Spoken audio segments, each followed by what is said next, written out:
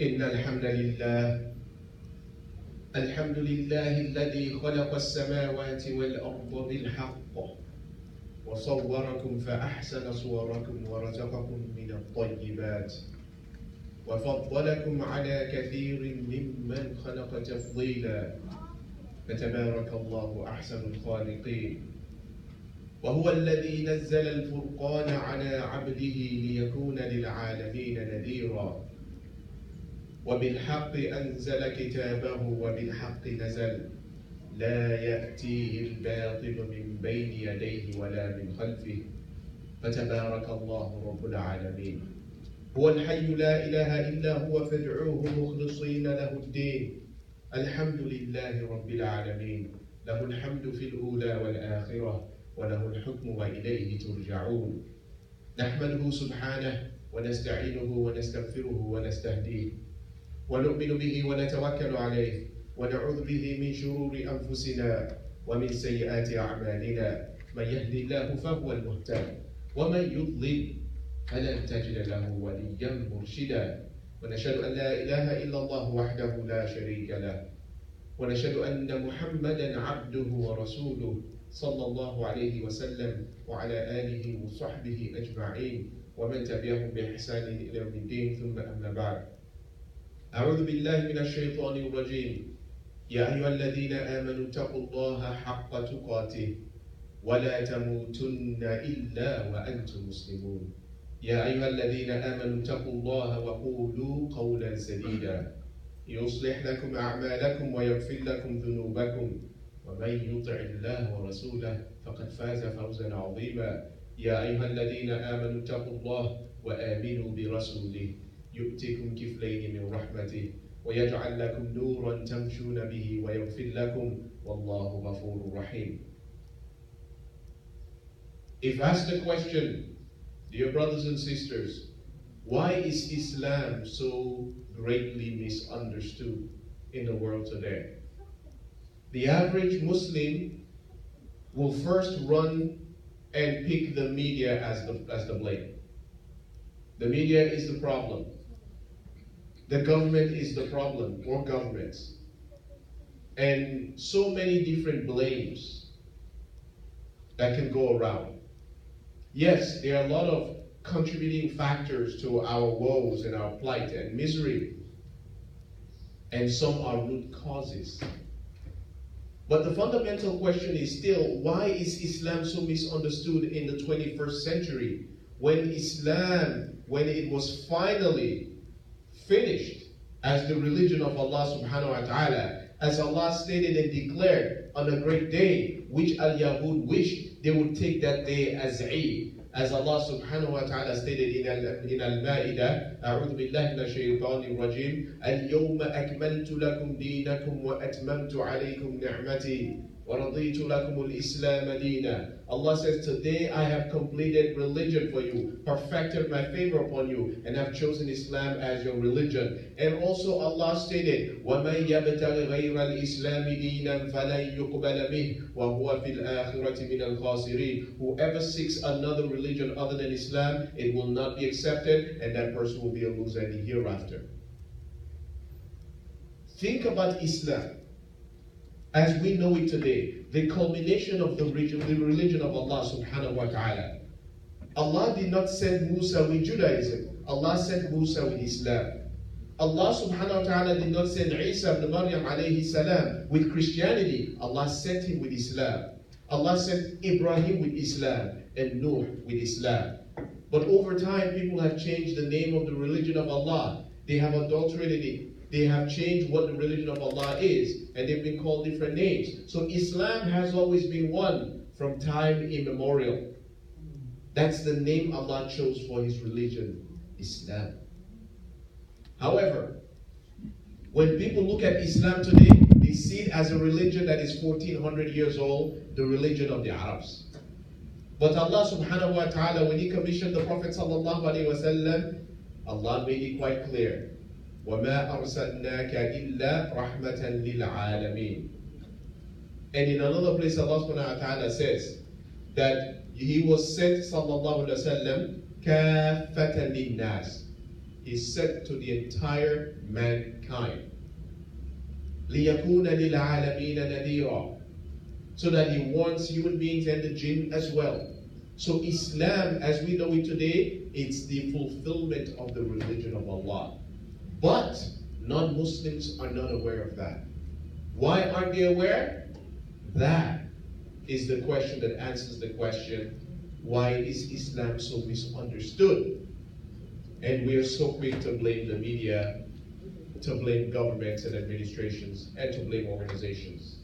So, my dear respected brothers and sisters, why is this religion, great religion of Allah, so misunderstood? There are many aspects of Islam that people misunderstand or see as controversial. But every single one of them exists in the Bible. And I can take you through all of them, inshallah, if time permitted. However, I just want to share with you a few for us to remember. Now, one of the things most misunderstood about Islam is the topic of jihad. And yet there's so many verses that clarify what it is and what it is not. The Quran is clear about that. The Quran is clear upon the fact that fighting should always be against those who fight you. As Allah made it very clear in Surah Al-Baqarah, the ayah which everybody loves to quote, even the media. وَاقْتُلُوهُمْ حَيْثُ ثَقِفْتُمُوهُمْ. They missed the ayah before that, which says, وَقَاتِلُوا فِي سَبِيلِ اللَّهِ الَّذِينَ يُقَاتِلُونَكُمْ. Fight in the way of Allah those who are fighting you. Active combatants. And Allah subhanahu wa ta'ala made it forbidden for you to kill any innocent person or anybody who's not fighting or anybody who even surrenders while fighting you. Subhanallah. Look at the excellence of Islam. Wherein Allah subhanahu wa ta'ala says, لا ينهاكم الله عن الذين لم يقاتلوكم في الدين ولم يخرجوكم من دياركم أن تبروهم وتقسطوا إليهم إن الله يحب المقسطين. Allah says, I have never forbidden you from dealing with people justly, with kindness, respect, and generosity, people who do not fight you. أن تبروهم وتقسطوا إليهم. To do birr towards them. That is the Quranic language. It's very, very clear that we should be nice and kind to everyone, and that we should only show aggression and hostilities towards those who show us aggression and hostilities, and that we should hold back our hands and never go overboard. وَلَا تَعْتَدُوا. Do not go overboard whenever you must act, and that you should not take any innocent life. Allah subhanahu wa ta'ala has made that clear. وَلَا تَقْتُلُوا النَّفْسَ الَّتِي حَرَّمَ اللَّهُ إِلَّا بِالْحَقِّ. The Quran has already laid all these injunctions, dear respected brothers and sisters. The Quran is unequivocal. The Quran makes it so clear that there is no misunderstanding that you and I should have about what jihad is and what it is not. And yet it is the most contentious topic that we have today. In the media, in political circles, and so on and so forth. So, why is the religion of Allah so simply misunderstood? We can look back not very far, that in the beginning of the 20th century, it's been happening for centuries, but in the beginning of the 20th century, and then the growth and expansion of liberal democracies or other types of isms and schisms and colonialism, Muslims started abandoning the religion of Allah subhanahu wa ta'ala. So Muslims ourselves, we imposed ignorance upon ourselves. So Muslims stopped studying their own religion and they started studying other things, thinking that it will be better. So we have a century of ignorance that has been in place. Most Muslims do not know why they pray 4 rak'at or 2. Do not know why they fast or not. Do not know the details of their religion. They simply know that they have to look at somebody and follow whatever that somebody does. Whether that somebody is a parent or relative or friend. Many of us learn simply by mimicking others.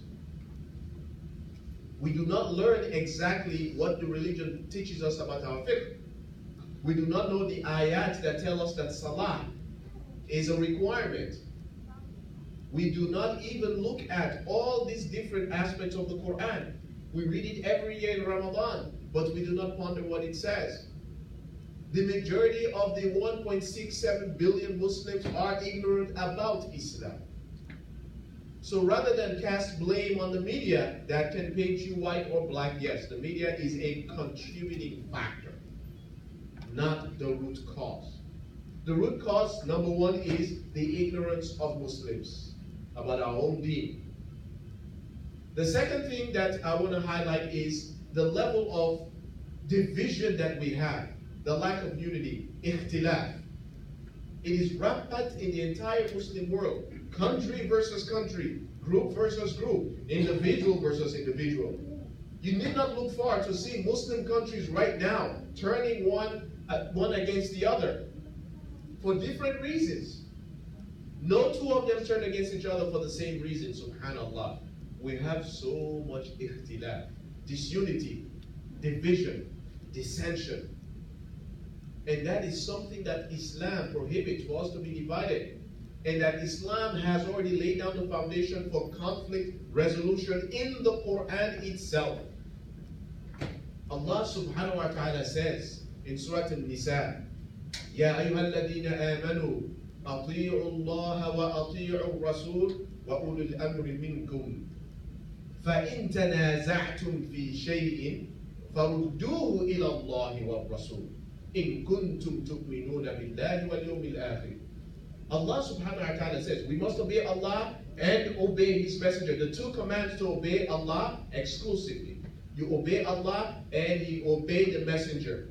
This is obedience that is not only exclusive, but it is unconditional. But when it comes to the people in charge of us, Allah subhanahu wa ta'ala says, وَأُولِي الْأَمْرِ مِنْكُمْ. And the people in charge of you.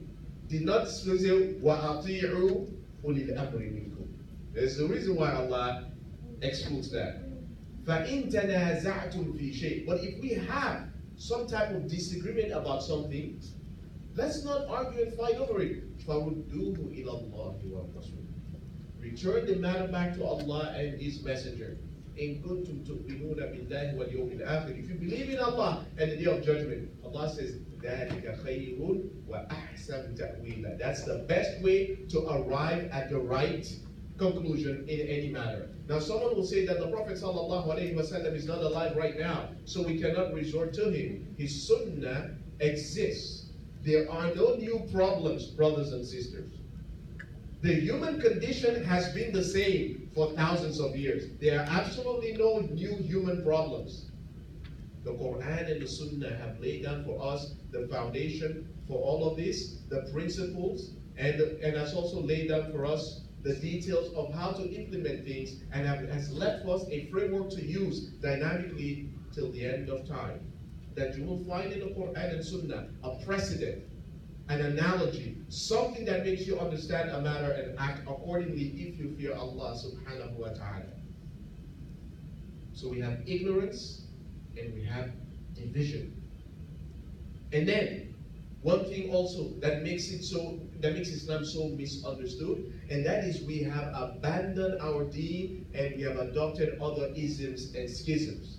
Wherein some Muslims think that the way of Islam is no longer the right way for the 21st century. So some Muslims do not apply what Allah subhanahu wa ta'ala has commanded for us to do. They said we don't need that anymore in the 21st century.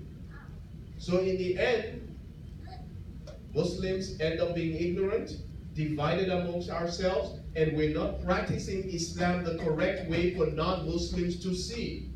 I am saying you and I are the problem that caused the question of the misunderstanding of Islam. Can you name one Muslim a non-Muslim will point to and say, I know that Muslim to be the right kind of Muslim? Have you heard a non-Muslim say, Muslim A or B is the right kind of Muslim? When they look at a Muslim country, they're the worst kind. And they will tell you, well, that Muslim country there is horrible. When they look at Muslim individuals, they say, well, that Muslim leader is horrible, or this other person is horrible. I am saying, you and I have to look at the man in the mirror, and we need to start changing ourselves in order to change the minds of others. أقول قولي هذا وأستغفر الله لي ولكم فاستغفروه إنه هو الغفور الرحيم.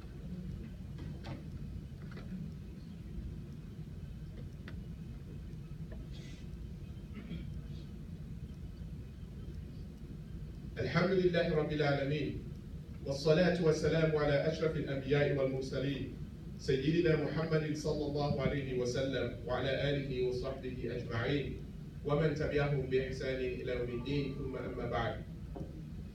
Allah subhanahu wa ta'ala states in the Quran that humanity was one ummah. كَانَ النَّاسُ أُمَّةً وَاحِدَةً. Can you imagine that? Imagine a world where every human being is part of one ummah. Would that not be a beautiful world? Subhanallah. Where no person has hatred for another. Where we all believe the same thing. Where we all act the same way. Subhanallah. We love each other as human beings, sons and daughters of Adam alayhi salam. كَانَ النَّاسُ أُمَّةً وَاحِدَةً. But something happened along the way. And that is ikhtilaf. فَبَعْثَ اللَّهُ النَّبِيِّينَ مُبَشِّرِينَ وَمُنذِرِينَ. People started creating ikhtilaf in worship, firstly. So Allah subhanahu wa ta'ala sent the prophets and messenger. وَأَنزَلَ مَعَهُمُ الْكِتَابَ بِالْحَقِّ لِيَحْكُمَ بَيْنَ النَّاسِ فِي مَا اخْتَلَفُوا فِيهِ. Division in religion was the first thing that started dividing human beings. And when that takes hold, it led to other divisions in ethnicity, divisions in tribalism, divisions all over, because Islam is what binds us all together. إِنَّمَا الْمُؤْمِنُونَ إِخْوَةً. We are a single brotherhood. Allah subhanahu wa ta'ala says, يَا أَيُّهَا النَّاسِ إِنَّا خَلَقْنَاكُم مِّن ذَكَرٍ وَأُنثَىٰ. O mankind, I created you from one man and a woman. And from them Allah created وَجَعَلْنَاكُمْ شُعُوبًا وَقَبَائِلَ لِتَعَارَفُوا. Allah made us into nations and tribes. لِتَعَارَفُوا. So we can have an enjoyable human experience. To have different languages, to have different complexion, to have different ethnicities, to have different ways of doing things. Allah wanted the human experience to be a rich experience. We're not all the same in color. We're not all the same in language. We're not all the same in ethnicity. That's Allah's diversity that we should be celebrating. Inna akramakum indallahi atqakum. The most honorable of us is the one that has the most taqwa in front of Allah subhanahu wa ta'ala. No human is better than the other except by taqwa. But ikhtilaf is what brings that hatred for one another. So Allah subhanahu wa ta'ala wants us to be united, brothers and sisters. فَهَدَى اللَّهُ الَّذِينَ آمَنُوا لِمَا اخْتَلَفُوا فِيهِ مِنَ الْحَقِّ بِإِذْنِهِ وَاللَّهُ يَهْدِي مَنْ يَشَاءُ إِلَى صِرَاطٍ مُسْتَقِيمٍ. So if we want to solve our own problems, if we want to answer the question, why is Islam misunderstood? Firstly, let's start by educating ourselves of our deen. Let us cure the ignorance that has been there for more than a century. Let's all come together in this place to learn. We have classes here every Sunday from 10:30 a.m. to 12:30 p.m. We can come and learn our deen in America. We need to learn it so that way we can practice our deen properly and we can educate others. That's why Allah subhanahu wa ta'ala, to show you how powerful Islam is as a transformative religion when it comes to educating people about deen and dunya, Allah revealed the Quran to an illiterate person so that you see how the Quran can transform somebody from being illiterate to becoming literate. The Arabs were illiterate people. It's because of the Quran and the Sunnah of Prophet Muhammad sallallahu alaihi wasallam made them the bearers of knowledge in mankind for 1,000 years. They introduced new ways of medical sciences, new ways of financial transactions. They established the check system. They call it SAC. They established quarantine when there is a plague or something. The Muslims revolutionized the world. And when Europe was in its darkest ages, it's Islam that brought the light. Islam brought the European Renaissance, brothers and sisters. You don't learn this in college. Why? Because historians want to rewrite history and make it look like the Romans should be thanked. Islam made the world the way it is today, in the sense that the Muslims had developed in science and technology after Prophet Muhammad sallallahu alaihi wasallam. They brought new ways to the world in all aspects of math and science. Islam is not against math and science. There's no such thing as religious knowledge and secular knowledge. Science and math are part of Islam. I don't have time to quote you every verse about science or mathematics, but if you want to know where you can find ratios and proportions, just look no further than Surah An-Nisa, when Allah subhanahu wa ta'ala tells us about ratios and proportions of inheritance. It is part of Islam. Although there are some Muslim groups who think that education is haram, subhanallah, the knowledge of Allah is haram. So my dear respected brothers and sisters, we have to cure the ignorance. We all need to learn the deen in and out. What you practice is what you saw someone else doing. It's not something you read and you understood. So we need to know why we practice what we practice. There are Muslims today who say, the Quran doesn't say I should pray 5 times a day. To that Muslim I say, may Allah save you from hellfire, because Allah has already spoken that there are 5 prayers, and if you don't pray those 5 prayers, you will be in hellfire. Ignorance to that level, where the Muslim says we should pray 5 times a day. Some Muslim says, brother, it doesn't say in the Quran we should fast. We say, la hawla wa la quwwata illa billah. What do you think siyam is? Subhanallah. That's how gross the ignorance is. Well, how do we solve the problem of ikhtilaf, division? Allah subhanahu wa ta'ala gave us a formula of conflict resolution. Come back to the Quran and Sunnah to resolve the dispute. Even if 2 Muslims fight one another, it can happen. That is why Allah subhanahu wa ta'ala stated in Al-Hujurat, وَإِن طَائِفَتَانِ مِنَ الْمُؤْمِنِينَ اقْتَتَلُوا فَأَصْلِحُوا بَيْنَهُمَا. If 2 groups of Muslims fight, not just any, مِنَ الْمُؤْمِنِينَ, it happened at the time of the Prophet sallallahu alaihi wasallam, a little scuffle and kerfuffle started between Al-Aws and Al-Khazraj. They're fighting each other over something so small. Allah says, فَأَصْلِحُوا بَيْنَهُمَا. Muslims should come together to solve any dispute between any 2 Muslim groups. فَإِن بَغَتْ إِحْدَاهُمَا عَلَى الْأُخْرَى. But if one of them refuses to come to the table and then start to become aggressive towards the other, فَقَاتِلُوا الَّتِي تَبْغِي حَتَّى تَفِيءَ إِلَى أَمْرِ اللَّهِ. Then we can all then come together to stop the aggressor. We should band together to stop an aggressor. فَإِن فَاءَتْ فَأَصْلِحُوا بَيْنَهُمَا بِالْعَدْلِ وَأَقْسِطُوا. Allah says always use equality, justice, and fairness when you solve problems. We can solve every problem we have between any 2 groups of Muslims. Wallahi al-azim, brothers and sisters. Just come back to the Quran and Sunnah. It just needs for us to do that. So that's how you solve the issue of ikhtilaf. Come back to the Quran and come back to the Sunnah. Whoever refuses to do that, they don't want to solve the problem. And then, the last part is the abandoning of our religion for other ways. My dear respected brothers and sisters, mankind was in darkness until Allah subhanahu wa ta'ala sent Prophet Muhammad sallallahu alaihi wasallam with a new and clear way, which Allah says, ثُمَّ جَعَلْنَاكَ عَلَى شَرِيعَةٍ مِنَ الْأَمْرِ فَاتَّبِعْهَا وَلَا تَتَّبِعْ أَهْوَاءَ الَّذِينَ لَا يَعْلَمُونَ. Subhanallah. Allah says He placed Prophet Muhammad sallallahu alaihi wasallam on a clear path, a new path that is best compared to all the other anbiya, that is clear, that is completed. Allah subhanahu wa ta'ala says our religion needs no addition or subtraction. The mere idea that Islam needs to be reformed in the 21st century is an ideology that comes from non-Muslims, not from a Muslim.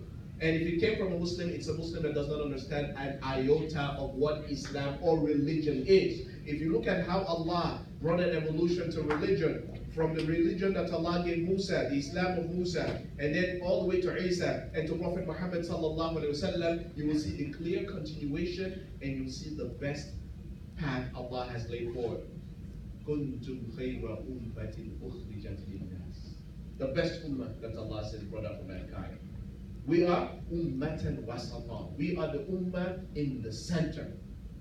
We have forgotten that. We have abandoned that. We have adopted all the isms of other people, and we think that we can make Islam better. We will fail, brothers and sisters. We will fail. And I would like to conclude by reminding you that today, in the Congress of the United States, we have lawmakers debating right now an amendment to the National Defense Authorization Act to add an amendment there that will fund a study of Islam. But the scope of this study is to understand the ideology behind what they consider to be radicalism. And this study is supposed to identify which schools of thought in our religion are supposed to be orthodox or which ones are non-orthodox. In essence, the study says, let us identify all those we think they are radicals. Let us blacklist all the preachers that we think are not dancing to our tune. And let us identify the Muslims that we consider to be moderate. And there we go. We now have a government-funded study to label us all. They get to determine whether you are a true Muslim or not. Can you imagine how dangerous this sounds? In a country like the United States, where you and I have the free exercise of religion, and when the government cannot prevent that free exercise thereof, where there's a clear separation of church and state, it's not the government's business to determine how you practice your Islam. We will practice our deen the way Allah subhanahu wa ta'ala wants us to do it. We will never stop doing that, and no government can arrest you for practicing the deen the way you should. And if you follow Quran and Sunnah, you will never harm anybody in America. You will not commit an act of terrorism. You will obey the rule of law. They need to know that. But how can we make them know that? We need to establish the Islamic centers where we need to educate ourselves first. Charity starts at home. Work on ourselves. And let's have those centers open their doors for non-Muslims to come and learn from us. We don't need a government study to tell us how we should be a Muslim. We need every ignorant lawmaker to come to our center to learn what it's like to be a Muslim. We will not stop. We will not get tired. We will continue to practice this deen. Do not be afraid. But brothers and sisters, let us solve our three ills: ignorance, division, and the abandonment of our deen. If we can solve that bit by bit, day by day, the people start seeing different Muslims. And if all of you support this vision, as we mentioned this in Ramadan, that's the vision of the Loud Islamic Center. That vision will never change. It's a mission of our lifetime. All of you should be committed to it financially and with every power of your being. That Americans should be able to come to us and say, tell me about your religion, without fearing anything. And one day, these children should be the lawmakers of this land.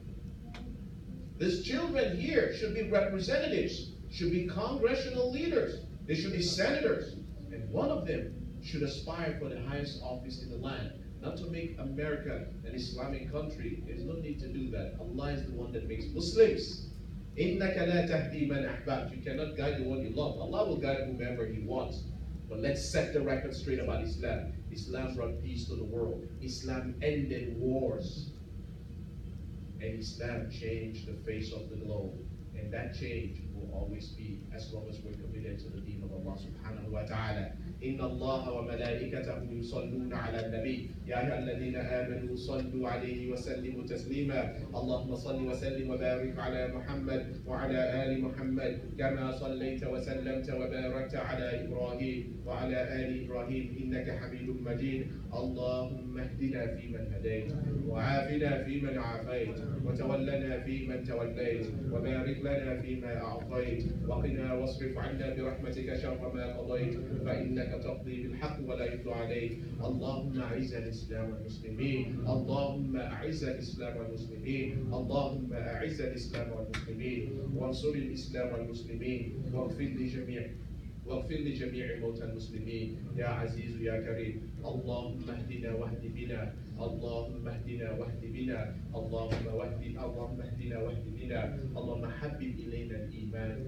وزينه في قلوبنا وكره إلينا الكفر والفسوق والعصيان واجعلنا من الراشدين فضلا بك ورحمة يا أرحم الراحمين اللهم علمنا ما ينفعنا وانفعنا بما علمتنا وزدنا علما يا رب العالمين اللهم إنا نسألك علما نافعا وقلبا خاشعا وعملا متقبلا ورزقا طيبا ودعاء مسموعا وإنا نعوذ بك من علم لا ينفع ومن قلب لا يخشع ومن نفس لا تشفع ومن دعوة لا يستجاب لها سبحان ربك رب العزة عما يصفون وسلام على المرسلين والحمد لله رب العالمين وأقيموا الصلاة فإن الصلاة تنهى عن الفحشاء والمنكر ولذكر الله أكبر والله يعلم ما تصنعون